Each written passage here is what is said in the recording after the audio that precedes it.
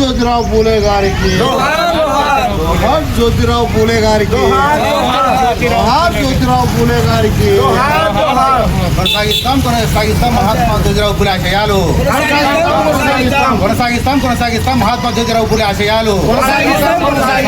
అమర్ రహే జ్యోతిరావు పూలే, అమర్ రహే, అమర్ రహే, అమర్ రహే జ్యోతిరావు పూలే, అమర్ రహే. ప్రజాసంఘ వ్యవసాయ కార్మిక సంఘం, రైతు సంఘము, యుఎఫ్ఐ, అలాగే మైనార్టీ నాయకులకు అందరికీ ధన్యవాదాలు. ఈరోజు మహాత్మా జ్యోతిరావు పూలే జయంతి జరుపుకుంటున్నామంటే 1827లో బ్రిటిష్ కాలంలో చాతుర్వర్ణ వ్యవస్థలో అతను విద్యకు దూరమై, అంటరానితనానికి దూరమయ్యి విద్య నేర్చుకోలేకపోవడం వలన చాలా ఇబ్బంది పడినాడు. తల్లిగారు చనిపోవడం సంవత్సరం ఏటనే తండ్రి గారు పూల వ్యాపారం చేస్తూ అతన్ని విద్య కొనసాగించాడు.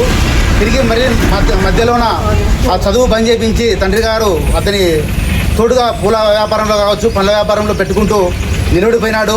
కానీ 2 సంవత్సరాల తర్వాత తిరిగి మళ్ళీ మన జ్యోతిరావు పూలే గారు గోవింద్ అనేటువంటి దోస్తు ద్వారా ఆ రోజుల్లో మిషనరీ స్కూలు ఇంగ్లీష్ మీడియం నేర్చుకున్నాడు. అట్లాగే మరాఠీలో ఇంగ్లీష్ మీడియంలో మంచి పట్టు సంపాదించిన తర్వాత తండ్రి గారు కొంతకాలం మెత్తమైన తర్వాత ఆ వ్యాపారం చూసుకుంటూ ఆ కుటుంబానికి చదువువాదుగా ఉంటున్నాడు.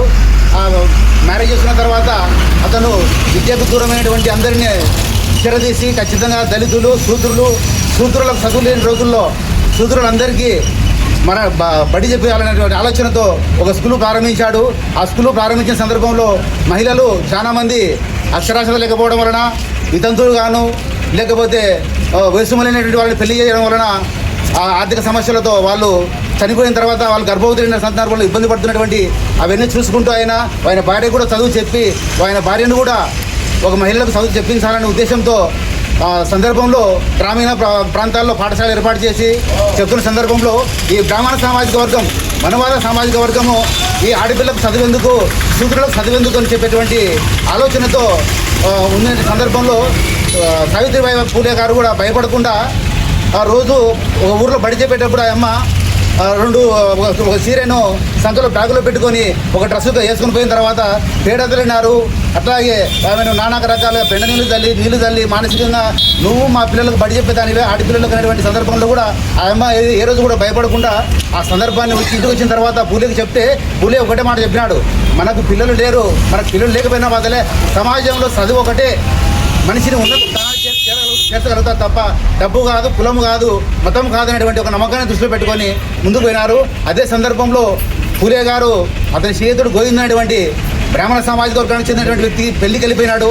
పెళ్లికి పోయిన సందర్భంలో అక్కడ ఉన్నటువంటి బ్రాహ్మణులు ఊరేగింపులో వీడు పూలే, వీడు సూత్రుడు, వీడి వేందిరా మన పెళ్లి ర్యాలీలో పాల్గొంటున్నాడు, వీడు ఎందుకు వచ్చినాడని చెప్పి అతన్ని హేళనగా మాట్లాడితే కూడా ఏందండి నేను నా స్నేహితుడి పెళ్లికి వచ్చినాను, నా స్నేహితుడు పిలిస్తేనే వచ్చినాను అన్నాడు తప్ప వేరే మాట మాట్లాడలేదు. అయినా కూడా భయపడకుండా ఆ రోజు నుంచి అతనికి ఒకటే ఆలోచనతోనే సత్యశోధక సమాజం అంటే నిజం చెప్పాలి, సత్యం చెప్పాలనేటువంటి ఆలోచనతో సత్యశోధక సమాజాన్ని ఏర్పాటు చేసి హాస్టల్లో పిల్లలకు బడిలో చెప్పడము, వాళ్ళకి అట్లాగే వాళ్ళని ఇంటికి చేరదీసి పిల్లలను అన్నం పెట్టి విద్య జరిపించి వితంతువులను కూడా వాళ్ళని కూడా అక్కడ చేర్చుకొని వాళ్ళకు కూడా విద్యను అందించి వాళ్ళకు కూడా నాగరికత వైపు మీరు ఉండాలి అని చెప్పినటువంటి వ్యక్తి మహానుభావుడు జ్యోతిరావు పూలే గారు. అదే సందర్భంలో జ్యోతిరావు పూలే గారు శివాజీ చరిత్రను మరాఠాలో పూర్తిగా తెలుసుకొని శివాజీ చరిత్రను కూడా ఈరోజు బయటపెట్టినటువంటి మహా గొప్ప వ్యక్తి. శివాజీ చరిత్రను కనుమరుగు అయిపోయినటువంటి చరిత్రలో కూడా అతను మళ్ళీ తిరిగి శివాజీ చరిత్రను తెలిపినాడు. అట్లాగే అనేక సందర్భాల్లో ఎక్కడ కూడా వివక్ష ఎదుర్కొన్నా వాళ్ళ తండ్రి నీకు పిల్లలు పుట్టలేదురా, ఇంకొక పెళ్లి చేసుకోమని మామ చెప్పినా కూడా ఎక్కడ భయపడకుండా నాకు ఈ సమాజంలో ఉన్నటువంటి పిల్లలే నా పిల్లలు తప్ప నాకు పిల్లలు లేకపోయినా ఇబ్బంది అనేటువంటి వ్యక్తి. కాబట్టి ఆయన జయంతిని మనము ఖచ్చితంగా జరుపుకొని ఆయన ఆశయాల కోసం మనము ముందుండి పోరాడాల్సిన అవసరం ఉంది. కాబట్టి కులం కాదు మనకు ముఖ్యంగా మనకు కావాల్సింది అలా అభివృద్ధి సమాజాన్ని నడిపించేటువంటి వ్యక్తులు కావాలి. కాబట్టి అటువంటి మహానుభావులలో ఈయన మహాత్మా పూలే గారు కూడా వచ్చేశారు. 1888లో ఒక మహారాష్ట్రలో బొంబాయిలో మంచి సదస్సు జరిగింది. ఆ సదస్సులో ఈయన పేరును మహాత్మా పూలేగా చెప్పినారు.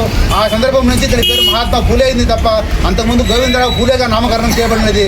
కాబట్టి మనమందరం సమాజంలో అంటరానితనము అసామాన్యతనం లేకుండా మనం కూడా ప్రయాణించి ఆదర్శనీయమైనటువంటి భావాలను వ్యక్తులను ఆదర్శించుకుంటూ మనకు కూడా సమాజానికి మనం కూడా ఎంతో కొంత ఉపయోగపడి చేయాలనే ఆలోచనతో మనం కూడా ఈ ఆశయాలను కొనసాగించాలని చెప్పి ఈ అవకాశం ఇచ్చిన మీ అందరికీ ధన్యవాదాలు తెలుపుకుంటూ ఈ అవకాశాన్ని ముగిస్తుంటాను.